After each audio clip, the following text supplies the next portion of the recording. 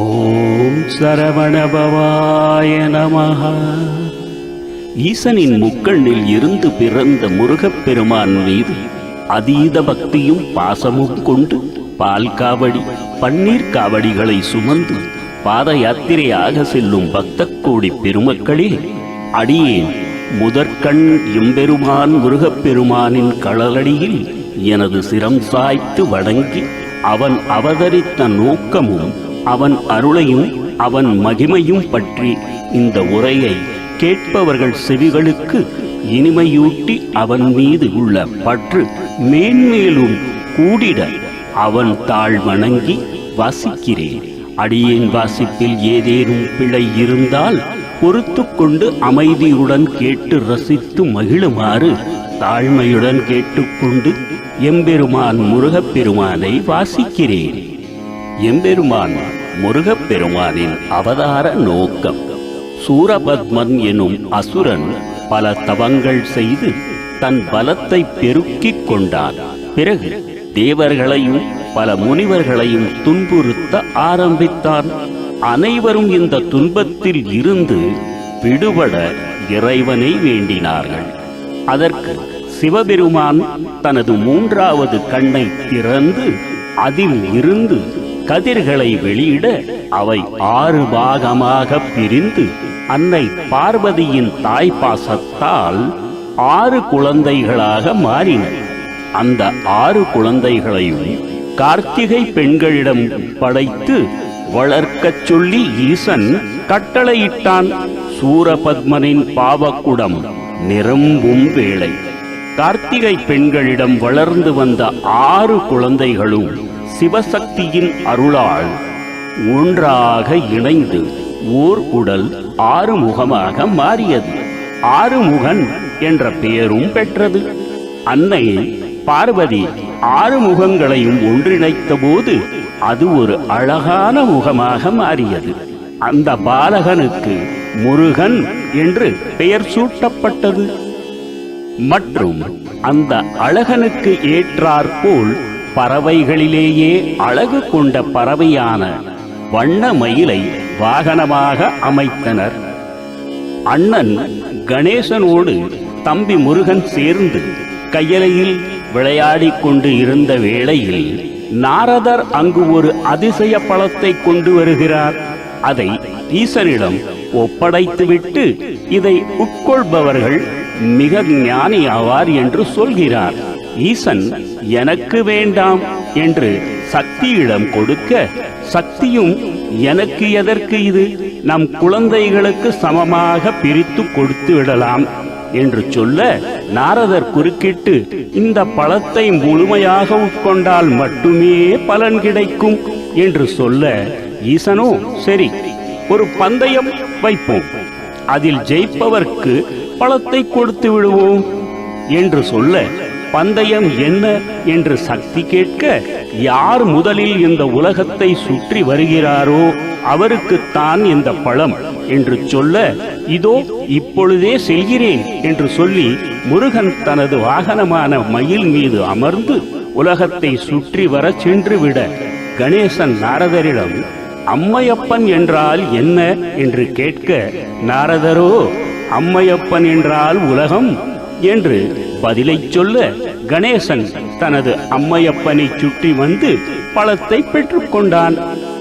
இந்த உலகத்தை சுற்றிவிட்டு திரும்பி வந்து பார்த்த முருகன் தான் ஏமாந்து விட்டதாக நினைத்து கோபம் கொண்டு கையிலையை விட்டு வெளியேறி ஒரு குன்றின் மீது ஆண்டியாக வந்து நிற்கும் இடம்தான் பழனி.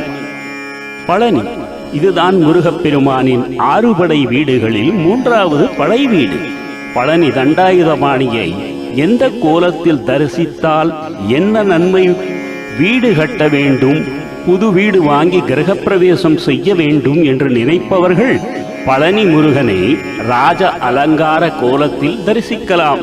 பழனி தண்டாயுதபாணியை ஆண்டி கோலத்தில் தரிசித்தால் வழக்குகளில் வெற்றி கிடைக்கும் என்று கூறப்பட்டும் உள்ளது.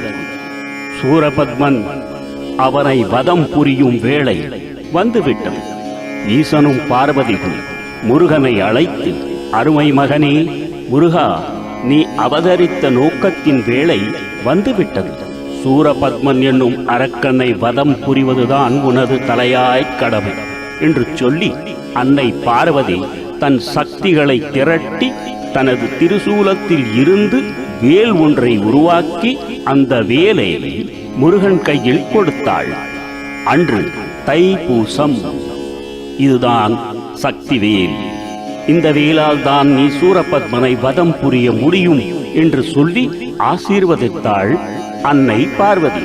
தந்தையான ஈசனும் தனது பங்கிற்கு நவவீரர்களை முருகன் போர் புரிவதற்கு துணையாக அனுப்பி வைத்தான். இந்த நவவீரர்கள் பார்வதி தேவியின் பாத சலங்கையில் தோன்றிய நவசக்திகளின் புதல்வர்கள். இவர்கள் வீரபாகு தேவர், வீரகேசரி, வீரமகேந்திரர், வீரமகேஸ்வரர், வீரபுரந்தரர், வீராக்கதர், வீரமார்த்தாண்டர், வீராந்தகர், வீரதீரர் எனும் 9 பேர் ஆவர். நவவீரர்களில் மூத்தவன்தான் வீரபாகு. வீரபாகு முருகனின் போர்ப்படைக்கு தளபதியாக நியமிக்கப்பட்டான். திருச்செந்தூர். இங்குதான் இப்போர் நடந்தது. இப்போரில் சூரபத்மன் தனது மாயவித்தையால் உருவத்தையும் மற்றும் இடங்களையும் 3 முறை மாற்றி மாற்றி போரை எதிர்கொண்டான். கடைசியில் ஒரு மரமாக மாறி நின்றான். கோபம் கொண்ட முருகன் தனது அன்னை தந்த சக்தி வேலை எய்ததில் சூரபத்மன் 2ஆக பிளக்கப்பட்டான். சூரபத்மனின் ஆணவமும் அகங்காரமும் ஒழிக்கப்பட்டு அவனது வலதுபுறம் மயிலாகவும் இடதுபுறம் சேவலாகவும் மாறியது. முருகன் மயிலை தனது வாகனமாகவும் சேவலை தனது கொடியிலும் ஏற்றுக்கொண்டான்.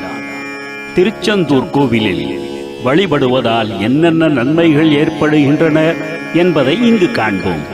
ஜாதகத்தில் குருவின் கோச்சாரம் சரியில்லாதவர்கள், குரு கிரகப் பெயர்ச்சியால் பாதகமான பலன்களை பெறுபவர்கள் இந்த திருச்செந்தூர் கோவில் கடற்கரையில் வியாழக்கிழமை அன்று காலையில் நீராடி பின்பு அங்கிருக்கும் நாளி கிணற்று தீர்த்த நீரிலும் நீராடி கோவிலுக்கு சென்று செந்திலாண்டவருக்கு அர்ச்சனை செய்து வழிபட குரு பகவானால் நன்மைகள் ஏற்படும். குரு கிரக பெயர்ச்சியால் கெடுதலான பலன்கள் ஏற்பட இருந்தவர்களுக்கும் அந்த பாதிப்பு ஏற்படாமல் காக்கும். புத்திரப்பேறு, உயர் பதவிகள், பொன் சேர்க்கை போன்றவற்றிற்கும் குரு பகவானே காரணமாகிறார். இக்கோவிலில் இருந்தவாறே முருகன் மற்றும் குரு பகவானுக்குரிய மந்திரத்தை கூறிவிட்டு கோவிலை 9 முறை வலம் வந்து வழிபட வேண்டும். இதனால் ஒருவர் எத்துறை சேர்ந்த பணிகளில் ஈடுபட்டு இருந்தாலும் அதில் உயர்ந்த நிலைக்கு வருவார்கள். குறிப்பாக அரசியலில் இருப்பவர்கள் இந்த வழிபாட்டை செய்ய அவர்களுக்கு நல்ல யோகம் உண்டாகும்.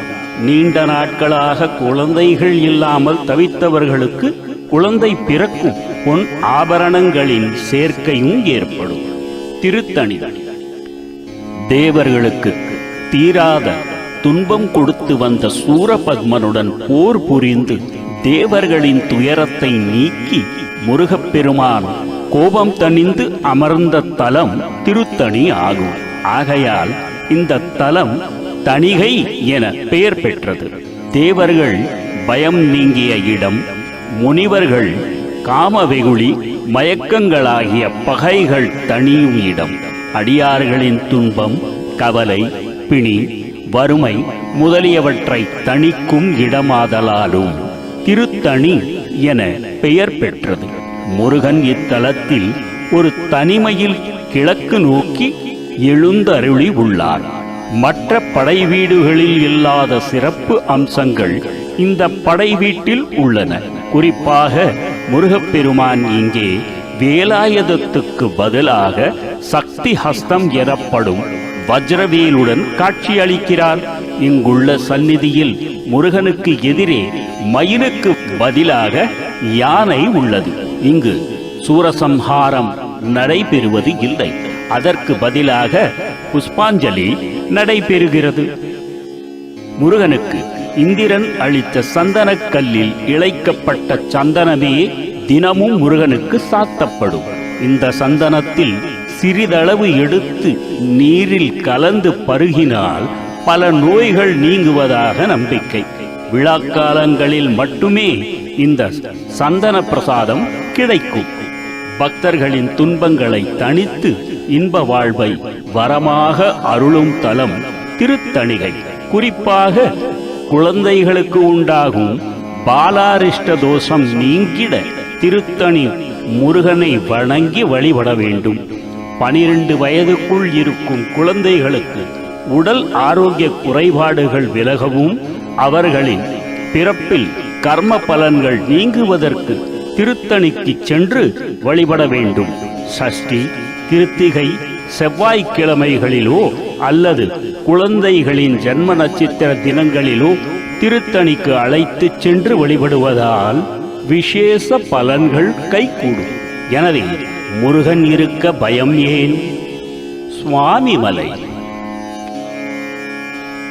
படைப்பு தொழிலை செய்து கொண்டு இருந்த பிரம்மனுக்கு தலைகணம் வந்துவிட்டது. அப்போது முருகப்பெருமான் பிரம்மனிடம் ஓம் என்னும் பிரணவ மந்திரத்தின் அர்த்தம் என்ன என்று கேட்க பிரம்மாவால் பதில் சொல்ல முடியவில்லை. ஆக முருகப்பெருமான் ஒரு இரும்பினால் செய்யப்பட்ட அறையில் பிரம்மனை சிறை வைத்தான். இந்த இடம் கோவை மாவட்டத்தில் அன்னூர் என்னும் ஊருக்கு அருகில் உள்ள ஓதிமலையின் அடிவாரத்தில் உள்ளது. இங்குதான் இரும்பறை என்னும் கிராமம் இன்றும் உள்ளது. பரலோகத்தில் படைக்கும் தொழில் பாதிக்கப்பட்டது. இப்படியே போனால் உலகத்தில் இருப்பவர்கள் இறந்து போனால் பிறப்பே இல்லாமல் போய்விடும். உலகில் எந்த உயிரினமும் இருக்காது. பிறகு உலகமே சூனியமாகிவிடும் என்ற பயத்துடன் தேவர்கள் சிவபெருமானிடம் சென்று முறையிட்டனர். சிவபெருமான் முருகனிடம் பிரம்மாவை எதற்கு சிறை பிடித்தாய் என்று கேட்க முருகனோ அவரால் ஓம் என்னும் பிரணவ மந்திரத்தின் அர்த்தம் சொல்ல முடியவில்லையே என்றான். உனக்கு அதற்கான அர்த்தம் தெரியுமா என்று சிவபெருமான் கேட்க தெரியும் என்று முருகன் சொல்ல, எங்கே எனக்கு புரியவை பார்ப்போம் என்றார் சிவபெருமான். அதற்கு முருகன் சொல்லிக் கொடுப்பவன் ஆசான், அதை புரிந்து கொள்பவன் சீடன் என்றதும் சிவபெருமான் முருகனை ஒரு பீடத்தின் மீது அமர வைத்து தான் தரையில் அமர்ந்து கொள்ள முருகப்பெருமான் சிவபெருமானின் காதில் ஓம் என்னும் பிரணவ மந்திரத்தின் அர்த்தத்தை புரிய வைத்த இடம்தான் சுவாமிமலை. இங்கு வஜ்ர தீர்த்தம் கீழக்கோயிலான மீனாட்சி சுந்தரேஸ்வரர் ஆலயத்துக்கு அருகில் கிணறாக காணப்படுகிறது. இதில் இருந்தே சுவாமி அபிஷேகத்துக்கு நீர் எடுக்கிறார்கள். இதை சுவாமி கூவம், சத்திர கூவம் என்றும் அழைப்பர். இந்த நீரை தெளித்துக் கொண்டால் எல்லா விதமான நோய்களும் பிரம்மஹத்தி தோஷமும் அகலும். இங்கு பாயும் காவிரியின் கிளை நதியை குமாரதாரை என்பர். எல்லோரும் தன்னிடம் வந்து பாவத்தை கழுவிச் செல்ல அந்த பாவங்களை தான் எங்கு போய் கழுவுவது என்று கலங்கிய கங்காதேவி ஈசன் அறிவுரைபடி இங்கு வந்து காவிரியுடன் கலந்து குமாரக் கடவுளை வழிபட்டு புனிதம் பெற்றாளாம். இப்படி கங்கை தாரையாக நீர்பெருக்காக வந்து காவிரியில் கலந்ததால் இங்குள்ள காவிரிக்கு குமாரதாரை என்று பெயர்.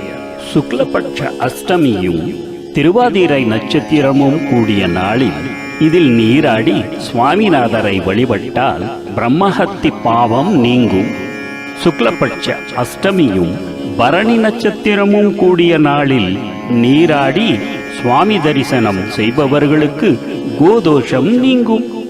ஆடி மாதம் பௌர்ணமி மற்றும் அமாவாசை நாட்களில் நீராடி வழிபட்டால் பிறரது பொருளை கவர்ந்ததால் ஏற்படும் பாவங்கள் நீங்கும். ஆவணி மாதம் புரட்டாதி உத்திரட்டாதி கூடிய ஞாயிற்றுக்கிழமைகளில் நீராடி வழிபடுபவர்கள் உயர் பதவியை அடைவார்கள். புரட்டாசி மாதம் அஷ்டமியில் நீராடி வழிபடுபவர்கள் அன்னத்தை வீண் செய்ததால் ஏற்பட்ட தோஷங்கள் நீங்க பெறுவர். ஐப்பசி மாதம் கிருஷ்ணபட்சம் கூடிய ஞாயிற்றுக்கிழமை அன்று இதில் நீராடி கோயிலை கிரிவலம் வந்து அன்னதானம் செய்தால் தீவினைகள் நீங்கப் பெறுவர். கார்த்திகை மாதம் நீராடி வழிபட்டால் 7 பிறவிகளில் செய்த பாவங்கள் அகலும். மார்கழி மாதம் மிருகசீர்ஷ நட்சத்திரம் கூடிய நாளில் நீராடி வழிபட்டால் பெரிய பதவிகள் கிடைக்கும். தை மாதம் அஸ்த நட்சத்திரத்தில் நீராடி இறைவனை வழிபட்டால் யாகங்கள் செய்த பலன் கிடைக்கும். மாசி மாதம் மக நட்சத்திர நாளில் நீராடி வழிபடுபவர்களுக்கு வீடு வீறு கிடைக்கும். பங்குனி மாதம் உத்திர நாளில் நீராடி வழிபடுபவர்களுக்கு எல்லா இன்பங்களும் கிடைக்கும். திருப்பரங்குன்றம் முருகப்பெருமான் பிரணவ மந்திரத்தினையும் பிரம்மதேவனுக்கு உபதேசித்த போதிலும் சிவபெருமானும் முருகப்பெருமானும் ஒருவரேயானாலும் உலக நீதிக்கு ஒட்டாத சாஸ்திரங்கள் ஒப்பாத ஒரு காரியம். அப்படி அமைந்துவிட்டபடியால் இக்குற்றத்திற்கு பரிகாரம் தேடி முருகப்பெருமான் திருப்பரங்குன்றத்திற்கு வந்து தவம் புரிந்தார். இந்நிலையில் சிவபெருமானும் பார்வதி தேவியும் தோன்றி முருகப்பெருமானுக்கு இங்கு காட்சி தந்து தவத்தை பாராட்டினார்கள். சிவபெருமான் பார்வதி தேவி இங்கு பரங்கிநாதர் என்றும் ஆவுடை நாயகி என்றும் பெயர் பெற்றார்கள். இவர்கள் காட்சியளித்த திருப்பரங்குன்றத்தில் மீனாட்சி சுந்தரேஸ்வரர் ஆலயம் இருக்கிறது. எனவே திருப்பரங்குன்றம் முருகப்பெருமான் ஆலயத்திற்கு செல்லும் பக்தர்கள் முதலில் மீனாட்சி சுந்தரேஸ்வரர் ஆலயத்திற்கு சென்று வழிபடுதல் நல்லது என்பது ஐதீகமாக கடைபிடிக்கப்படுகிறது.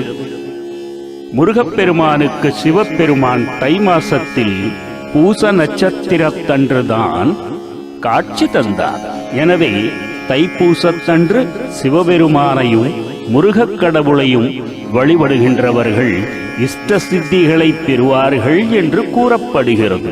எனவே திருப்பரங்குன்றத்தில் தைப்பூச விழா 10 நாட்கள் சிறப்பாக கொண்டாடப்படுகிறது. முருகப்பெருமான் அவதாரம் செய்ததன் நோக்கமே சூரபத்மனையும் அவனது சேனைகளையும் அழித்து தேவர்களை காப்பதே ஆகும். அவ்வளவே முருகப்பெருமான் அவதாரம் செய்து சூரபத்மனை அழித்து அவனை மயிலும் சேவலுமாக்கி மயிலை வாகனமாகவும் சேவலை கொடியாகவும் ஏற்றுக்கொண்டருளினார். இதனால் மகிழ்ச்சி அடைந்த தேவர்கள் துயர் களையப் பெற்றார்கள். அதனால் முருகப்பெருமானுக்கு தன்னுடைய நன்றியை செலுத்தும் வகையில் இந்திரன் தன் மகளாகிய தெய்வயானையை திருமணம் செய்து கொடுக்க விரும்பினான். இதன்படி முருகன் தெய்வயானை திருமணம் இந்த திருப்பரங்குன்றத்தில் தான் நடந்தது. திருமண விழாவில் பிரம்மா விவாக காரியங்கள் நிகழ்த்த சூரிய சந்திரர்கள் ரத்தன தீபங்கள் தாங்கி நிற்க, பார்வதி பரமேஸ்வரர் பரமானந்தம் எய்தி நிற்க, இந்திரன் தெய்வ யானையை தாரை வார்த்து கொடுக்க முருகப்பெருமான் தெய்வ யானையை திருமணம் செய்து கொண்டதாக திருப்பரங்குன்ற புராணம் கூறுகிறது. திருப்பரங்குன்றம் வந்து முருகப்பெருமானை வணங்கும் பக்தர்களுக்கு நல்ல திருப்பம் வரும் என்பது நம்பிக்கை. துன்பங்கள் நீங்கும் திருமண கோலத்தில் அருளும் தலம் என்பதால் இங்கு வந்து வேண்டிக் கொண்டால் திருமண வரம் விரைவில் கைகூடும் என்பது நம்பிக்கை. இம்மலையை நித்தம் வலம் வந்து வழிபட்டால் தொழுவாரின் வினைகளெல்லாம் தீர்ந்துவிடும் என்று திரு ஞானசம்பந்தர் தான் இயற்றிய தேவாரத்தில் பாடியுள்ளார். சங்ககால புலவரான நக்கீரர் இத்தலத்து முருகப்பெருமானை வழிபட்டு தனது குறைகளை நீக்கிக் கொண்ட தலம். கதிர்காமம் இலங்கையின் தென்பால் அமைந்துள்ளது. இங்குதான் ஒரு முனிவரின் பார்வையால் பெண் மானின் வயிற்றில் பிறந்த ஒரு பெண் குழந்தையை இங்கு இருக்கும் குறவர்கள் கண்டெடுத்து அவளுக்கு வள்ளி என்ற பெயர் சூட்டி அவர்களின் குல வழக்கப்படி வளர்த்து வந்தனர். முருகன் வள்ளியை நேசித்து மணந்து கொள்ள விரும்பினான். அதற்கு முருகன் தனது அண்ணன் கணேசனின் உதவியை நாடி ஒரு வயது முதிர்ந்த கிழவனாக மாறுவேடத்தில் தனியாக சென்று கொண்டு இருக்கும் வள்ளி முன் வந்து நின்று, பெண்ணே, நான் உன்னை மிகவும் நேசிக்கிறேன், நீ என்னை மணந்து கொள்வாயா என்று கேலியாக கேட்க, வள்ளியோ, இந்த முதிர்ந்த வயதில் உனக்கு திருமணம் கேட்கிறதா என்று சொல்லிவிட்டு அங்கிருந்து கிளம்பி செல்ல, எதிரில் கணேசன் பெரிய யானை உருவத்தில் வர அதை கண்டு பயந்து போய் திரும்பி ஓடிய வள்ளி கிழவனாக மாறுவேடத்தில் இருந்த முருகனை கட்டி பிடித்துக் கொள்கிறாள். அப்போது முருகப்பெருமான் தனது உண்மையான ரூபத்தை தரிக்க அண்ணனும் தம்பியும் சேர்ந்து நடத்திய திருவிளையாடலை வள்ளி உணருகிறாள். பின்னர் அவர்கள் இருவருக்கும் திருமணம் நடைபெற்றது. பழமுதிர்ச்சோலை மாமனும் மருமகனும் மருவும் மதுரை மலை பழமுதிர்ச்சோலை என்னும் திருத்தலம். இங்குதான் முருகப்பெருமான் தனது இரு மனைவியர் உடன் காட்சி தருகிறார். வள்ளி தெய்வானையுடன் மனங்குளிர மாமன் மாயவன் மலையில் முருகன் அமர்ந்த திருத்தலம். ஒருமுறை ஔவையார் இந்த சோலைவனத்திற்கு வந்தபோது நடந்த சம்பவம் தமிழ் மூதாட்டி ஔவையுடன் சுட்டப்பழம் வேண்டுமா சுடாத பழம் வேண்டுமா என்று கேள்வி கேட்டு திருவிளையாடல் புரிந்த திருத்தலம். தமிழ் புகழ் பாடும் ஔவைக்கு தான் என்னும் எண்ணம் சிறிது மேலோங்கியது. முருகனோ ஒரு மாடு மேய்க்கும் சிறுவனாக வேடம் தரித்து ஒரு நாவல் மரத்தின் மீது ஏறி அமர்ந்து கொண்டான். நெடுதூரம் நடந்து வந்த ஔவை மரத்தின் அடியில் வந்து அமர்ந்தாள். மேல் இருக்கும் சிறுவனை கண்ட ஔவை பேசத் தொடங்கினாள். ஔவையோ, குழந்தாய், சிறிது பசிக்கிறது, பழங்களை பறித்து தர முடியுமா என்று கேட்க, முருகன் சுட்ட பழம் வேண்டுமா சுடாத பழம் வேண்டுமா என்று கேட்டான். ஔவை புரியாமல் விழித்தாள். சுடாத பழத்தையே போடப்பா என்றாள் ஔவை. அதற்கு முருகனோ, சுடாத பழமா, சரி, உலுப்பி விடுகிறேன், நீயே சுடாத பழமாக பார்த்து எடுத்துக்கோ என்று சொல்லிவிட்டு மரத்தை உலுக்க ஆரம்பித்தான். கீழே விழுந்த பழங்களில் மண் ஒட்டி இருந்தது. அவற்றை நீக்க ஔவை ஊதினாள். மேலே இருந்த முருகன், என்ன பாட்டி, பழம் சுடுகிறதா என்று கேட்க தன் நிலை உணர்ந்தாள் ஔவை. முதிர்ந்த பழமாகிய ஔவையே, என்ன உன் தமிழ் பலம் உன்னையே சுடுதா என்னும்படியாக அமைந்த கேள்வி ஔவையை நிலை குலைய செய்தது. மரத்தின் மீது அமர்ந்து கொண்டு இருக்கும் சிறுவனிடம், நீ யாரப்பா என்று கேட்க சிரித்தபடியே முருகன் ஔவைக்கு காட்சி தர ஔவை சரவணனிடம் சரணடைந்தாள். முருகன் அருளால் இன்றும் ஆடி ஆவணி மாதத்தில் பழுக்கும் நாவல் பழம் இங்கு சஷ்டி மாதமாகிய ஐப்பசியில் பழுக்கிறது. திருமணம் ஆகாதவர்கள் இந்த வெற்றிவேல் முருகனை வழிபட்டால் சட்டென்று திருமணம் முடிவாகி சிறப்பான வாழ்க்கை அமையும் என்று கூறுகிறார்கள். பழமுதிர்ச்சோலைக்கு சற்று உயரத்தில் நூபுரகங்கை என்ற புனித தீர்த்தம் அமைந்து உள்ளது. இதற்கு சிலம்பாறு என்ற பெயரும் உண்டு. இந்த தீர்த்தம் எங்கு உற்பத்தியாகிறது என்பதே புரியாத புதிராக இருக்கிறது. 1000 ஆண்டுகளுக்கு மேலாக இந்த தீர்த்த தண்ணீர் வந்து கொண்டு இருப்பதாக கூறுகிறார்கள். முருகப்பெருமானின் திருப்பாதத்தில் இருந்து இது உருவாகியது என்ற கரண பரம்பரை கதையும் வழக்கில் சொல்லப்பட்டு வருகிறது. மலை உச்சியில் ஓரிடத்தில் இந்த தீர்த்த தண்ணீர் விழும் வகையில் ஏற்பாடு செய்திருக்கிறார்கள். இந்த இடத்தில் ராக்காயி அம்மன் கோவில் அமைந்து உள்ளது. இந்த அம்மனை வழிபட செல்பவர்கள் நூபுரகங்கை விழும் இடத்தில் புனித நீராடிச் செல்வதை வழக்கமாக கொண்டுள்ளனர். இந்த தீர்த்த தண்ணீர் இரும்பு சத்து, தாமிரச்சத்து காரணமாக ஆரோக்கியம் மிகுந்த சுவை கொண்டதாக காணப்படுவதோடு அதில் அபூர்வ மூலிகைகள் பல கலந்து இருப்பதால் நோய் தீர்க்கும் அருமருந்தாகவும் இருக்கிறது. இந்த தீர்த்தத்தில் நீராடினால் அனைத்து நோயும் பறந்தோடிவிடும் என்ற நம்பிக்கையில் இங்கு தினமும் அதிக அளவில் பக்தர்கள் வந்து நீராடி செல்கின்றார்கள்.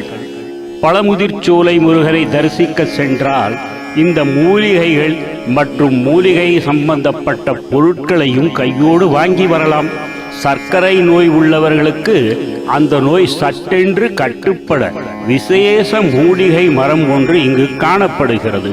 அந்த மரத்தின் விதையில் ஒன்றை சாப்பிட்டாலே சர்க்கரை நோய் கட்டுப்பட்டு விடும் என்று இங்குள்ளவர்கள் சொல்கிறார்கள்.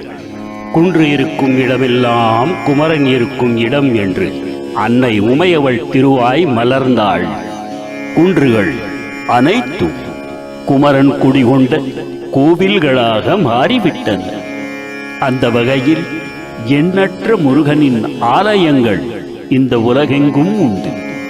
ஆயினும் 6 படை வீடுகளின் சிறப்பு என்றும் பேசப்படுகிறது. முருகன் என்றால் அழகன், அழகு என்றால் தமிழ்.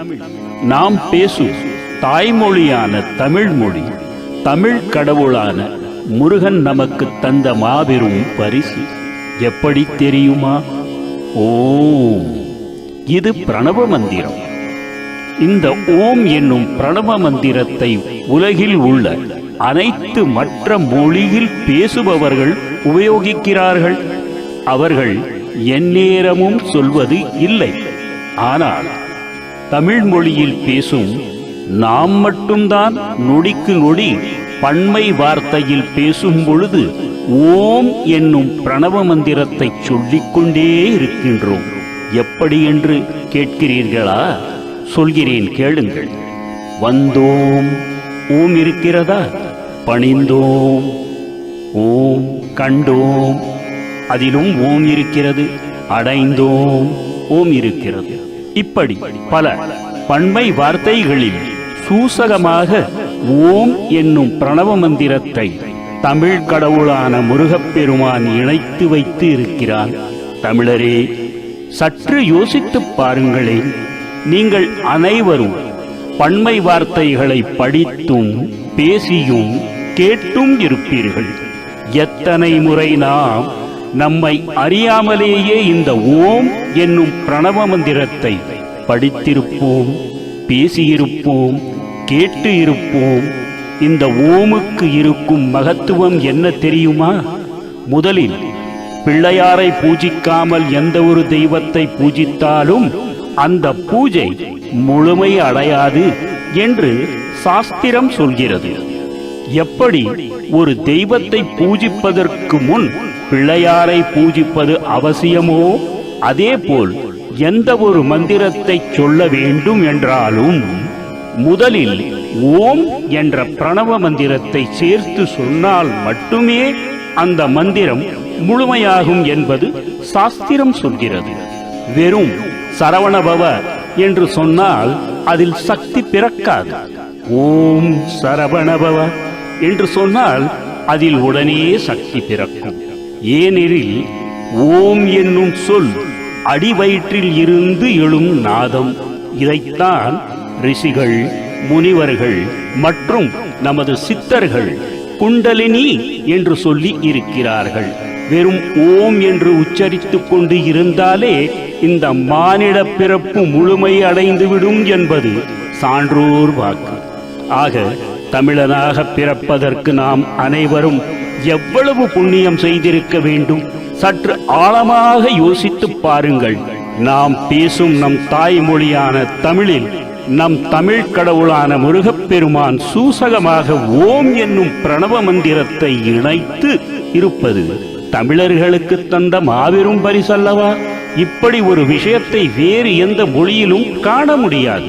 முருகன் என்றால் தமிழ், தமிழ் என்றால் முருகன் என்பதற்கு இதைவிட பெரிய சான்று வேறேனும் உண்டா? எம்பெருமான் முருகப்பெருமானை புகழை பாடவோ பாராட்டி பேசவோ இந்த அடியேனுக்கு ஒரு ஜென்மம் போதாது.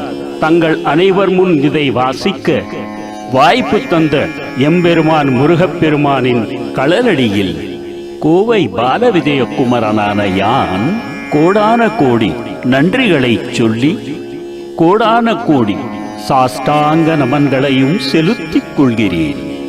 ஓம் சரவணபவாய நமः.